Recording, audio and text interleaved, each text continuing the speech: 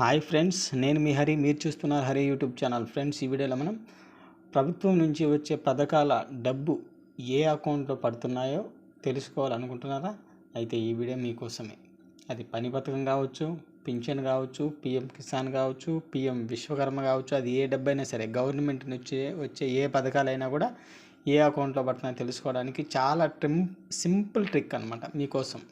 ఓకేనా? ఇంకా లేట్ చేయకుండా వీడియోలోకి వెళ్ళిపోదాం. ఈ వీడియో మీకు నచ్చితే లైక్ చేయండి, సబ్స్క్రైబ్ చేయండి, పక్కనే ఉన్న బెల్ ఐకాన్ మీద క్లిక్ చేసి ఛానల్ని సపోర్ట్ చేసింది.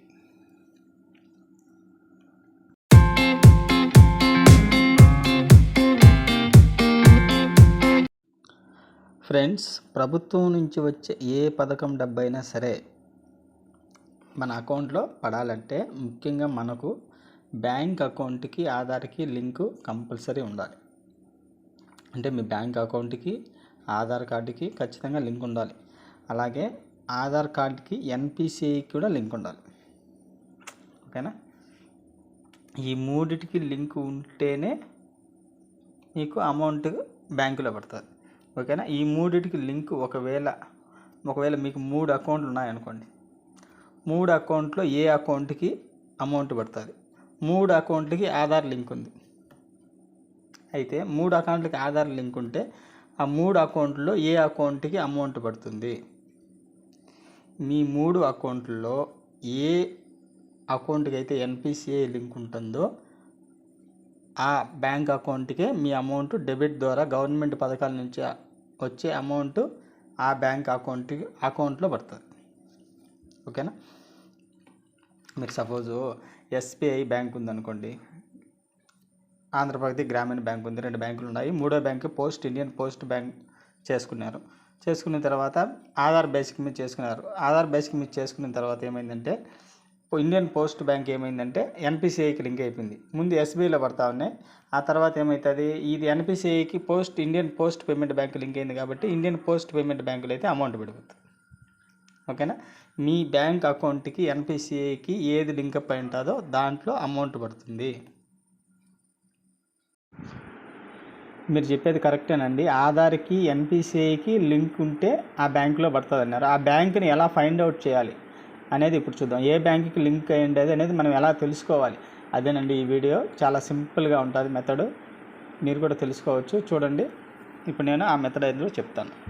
ముందుగా గూగుల్లోకి వెళ్ళండి. గూగుల్లోకి వెళ్ళి ఎన్పిసిఐ అని టైప్ చేయండి. టైప్ చేసిన తర్వాత ఇక్కడ ఫస్ట్ వన్ కనబడుతుంది కదా, మౌస్ పెట్టినాను చూడండి, అది నేషనల్ పేమెంట్స్ కార్పొరేషన్ అని, దాని మీద అయితే మీరు క్లిక్ చేయాలి. ఓకేనా?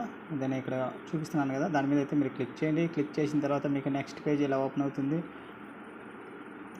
మీకు నెక్స్ట్ పేజ్ ఇలా ఉంటుంది. ఇక్కడ కన్జ్యూమర్ అని ఉంది కదా, ఇక్కడ నేను చూపిస్తున్నాను చూడండి మౌస్ పెట్టి. ఈ కన్జ్యూమర్ మీద అయితే మీరు క్లిక్ చేయాలి.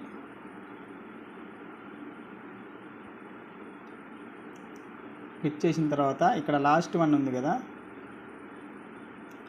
భారత్ ఆధార్ సీడింగ్ ఎనేబుల్ అని, దాని మీద అయితే మీరు క్లిక్ చేయండి. భారత్ ఆధార్ సీడింగ్, దాని మీద అయితే మీరు క్లిక్ చేయాలి. క్లిక్ చేసిన తర్వాత కొంతసేపు లోడింగ్ తీసుకొని మీకు నెక్స్ట్ పేజ్ ఓపెన్ అవుతుంది.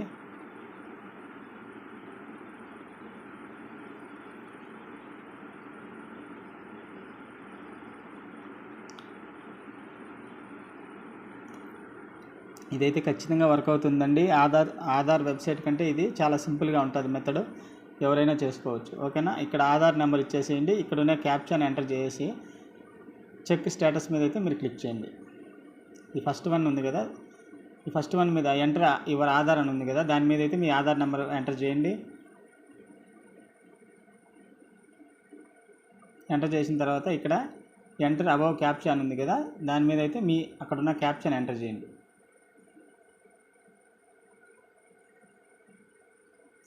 ఎంటర్ చేసి చెక్ స్టేటస్ మీద అయితే మీరు క్లిక్ చేయాలి.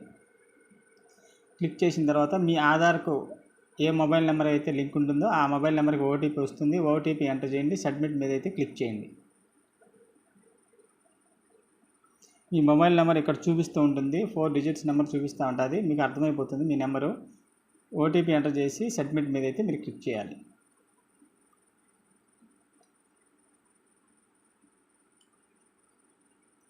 నేను ఓటీపీ ఎంటర్ చేస్తున్నాను. ఇక్కడ సబ్మిట్ మీద క్లిక్ చేస్తాను. క్లిక్ చేయగానే ఇక్కడ చూడండి మన ఆధార్లో లాస్ట్ 4 నెంబర్స్ కనబడుతూ ఉంటాయి. మ్యాపింగ్ స్టేటస్ ఎనేబుల్లోనే ఉంది. డెబిట్ మీద ఏదైనా డెబిట్ పథకం నుంచి ఏదైనా వచ్చిందంటే మనకు ఖచ్చితంగా అకౌంట్ అయితే పడుతుంది. ఇక్కడ కింద చూపిస్తుంది కదా, ఇండియన్ పోస్ట్ పేమెంట్ బ్యాంకులో అయితే నీకు అమౌంట్ అయితే పడుతూ ఉంటుంది ఈ పర్సన్కి అయితే. ఓకేనా, ఇది 2024 అంటే 26 4th మంత్లో అనుకుంటా, 2024లో మనకు కనబడుతుంది అనమాట. ఆ టైంలో ఆ డేట్లో ఈ మ్యాపింగ్ అయితే జరిగిందనమాట. ఓకేనా, లింకప్ అయింది ఎన్పిసిఐకి. ఓకేనా, అంత ప్రాసెస్ అంతా కరెక్ట్ ఉంది, ఎనేబుల్లోనే ఉంది. ఖచ్చితంగా డెబిట్ చేశారంటే అమౌంట్ గవర్నమెంట్ నుంచి ఏ పథకం వచ్చినా కూడా, ఏ పని పథకం డబ్బు అయినా కూడా కావచ్చు, విశ్వకర్మ కూడా కావచ్చు, ఇంకా పిఎం కిసాన్ కానీ ఇలాంటి పథకాల్లో కంపల్సరీ దీంట్లో అయితే అమౌంట్ పడిపోతుంది. ఓకేనా.